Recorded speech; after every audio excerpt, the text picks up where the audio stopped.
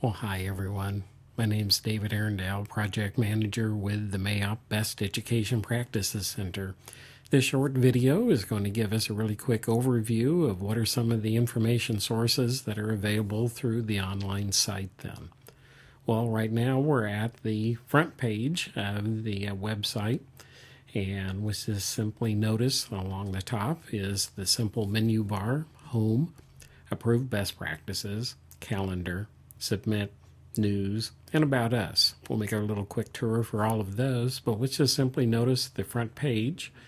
What we notice here is that this is the place where you see notices about the new approved practices which have just been gone through the external review process.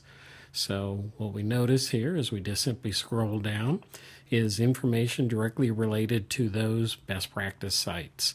The first item up here happened to be about a survey of the membership in which they were asked what is it that they'd like to see populated in this best practice center. And then you end up seeing, as we're scrolling through here, different practices that have been approved. We just simply took a short paragraph out of the abstract of the much longer document and placed those up here then. Now, obviously there's much more information, so on each one of these paragraphs you'll notice at the top and then at the bottom there is a link for you to be able to see more information about it. So let's go ahead and take a little quick peek here at the McNair practice that was just added here a few weeks ago, called McWrite, Seminar for Scholarly Writing Skills. If you end up pressing on one of those two links, a PDF document then appears in which, and this one is 13 pages long, in which in great detail they explain exactly what the practice is, why was it that they created it, theory and research which leads that particular practice. Then they end up going into great detail to explain exactly what is the education practice, how is it that you'd be able to implement it. And then they end up finishing up this by talking about what are the resources that you would need, the people, the curriculum and such, in order to be able to implement it. And then they talk a little bit about how they are currently evaluating this practice. And then you end up having some references at the end. And then finally, the last section, you get a little bit of, here you have also some information about some surveys which they're using in order to gain impact data about that particular practice. And then, just like all the other practices, they have a summary about all of the other TRIO and other education opportunity programs available at the institution that sponsored this particular practice. So let's go ahead and go back to the website then.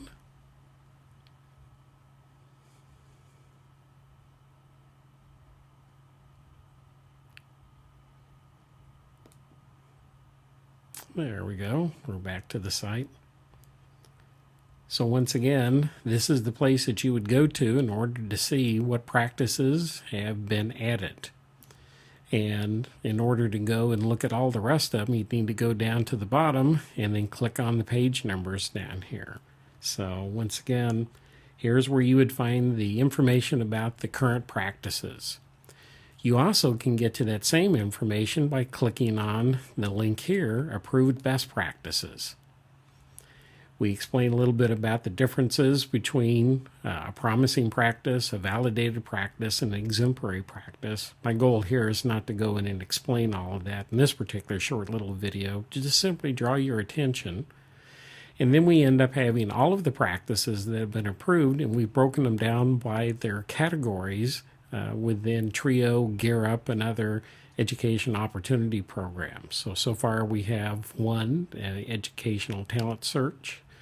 We have several of them from the Upward Bound programs, both regular Upward Bound as well as Veterans Upward Bound. Then we have several from the Educational Opportunity Centers, one from Disability Services, several from Student Support Services, and then the one we just took a look at from the McNair program. That was the McKnight. So once again, that's the place that you would end up going to if you wanted to see what has been approved. If you end up clicking on the calendar button, Then you'd end up seeing what are some of the upcoming conference presentations, pre-conference workshops, and online webinars that we end up conducting so that you can learn how to be able to submit your own practices to the center. Then the next button here is the submit button. And I'll not go through and click on all of these here, but this is the place that you would find all the information you need in order to know how to be able to submit a practice to the MAEOPP Center. Please read the first item up there. It kind of helps to give you a quick overview of the entire process. And then you have links here which end up taking you to free workshops that are being sponsored, very specific application information, sample applications of programs. Actually, that takes you right over to the approved best practices, because the best thing to look at are what are the practices that have been approved thus far. So far, as of here in early November of 2013, nearly a dozen of them have been approved. Then also, what is the evaluation criteria that is used by the outside experts whenever they look at these? Because I'm not personally involved with the evaluation or the approval of practices.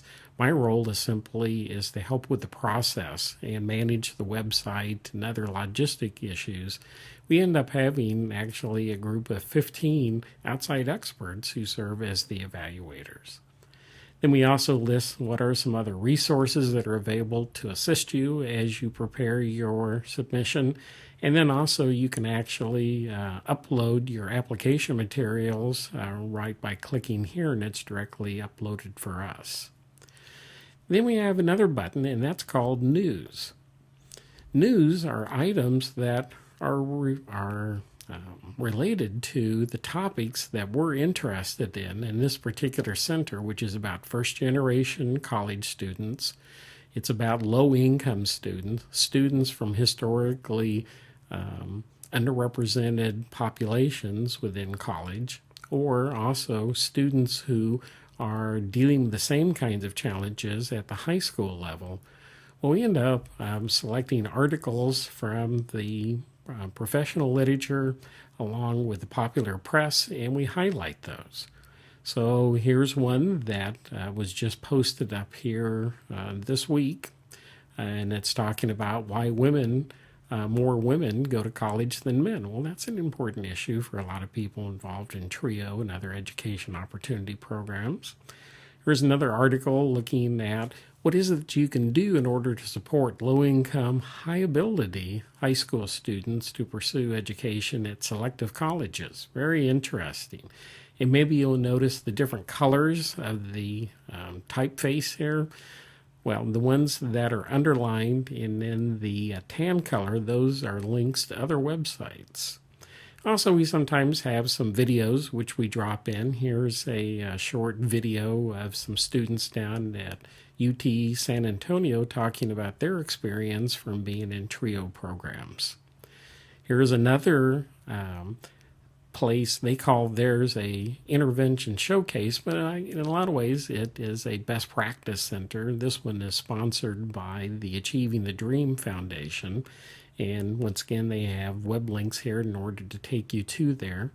So once again, these are all resources which we think help us to do our jobs even better and keep us well informed about the national picture of what other people are doing who are not necessarily involved in TRIO programs, but still have similar interests to us. And once again, if you look down at the bottom, you can look at the previous postings to the website, and so far we have 5 pages worth. Each page has 5, so there's probably about 25 items have been posted thus far, and there's probably 2 to 3 postings each week, so I encourage you to come back. And then the final tab over here is called About Us, and About Us gives you kind of the background information, more about how is it that we do our work. So it gives you contact information to contact me, a little background about the center. We have a definition for what is a best education practice, and our particular approach is a little different than what other people are approaching. what other people are saying about our center. And these are anonymous feedback which we've received. If you want to learn about who are these 15 people who are external experts that evaluate these practices through a very rigorous process, click on Center Personnel and you can see the photographs and the biographical sketches on each of these 15. You can also see who are the members of the advisory council who help to guide the activities within the center. And also there's a little bio sketch about me as well.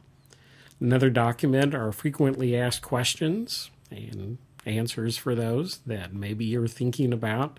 And then also links to several organizations which are part of the sponsorship for this. And that would be the Mid-America Association of Educational Opportunity Program Personnel, MAEOPP. And also it's co-sponsored by the University of Minnesota, the Department of Post-Secondary Teaching and Learning. So if you want to learn more about either of those two organizations, simply click on those links. And then finally, in case you're not very familiar with who TRIO is and what they represent, click on that final item down there and you can see a one-page overview for TRIO programs. So that's a really quick overview of our website, our online center. I hope that you find the information helpful. Let me go ahead and just click here on the home button and that'll take us back to the front page. More things to explore, but I thought I would just simply give you a really quick overview and encourage you to come and visit. And please share your feedback with us. We really want to know what we can do in order to make this resource more of assistance to you. Thank you very much for your time.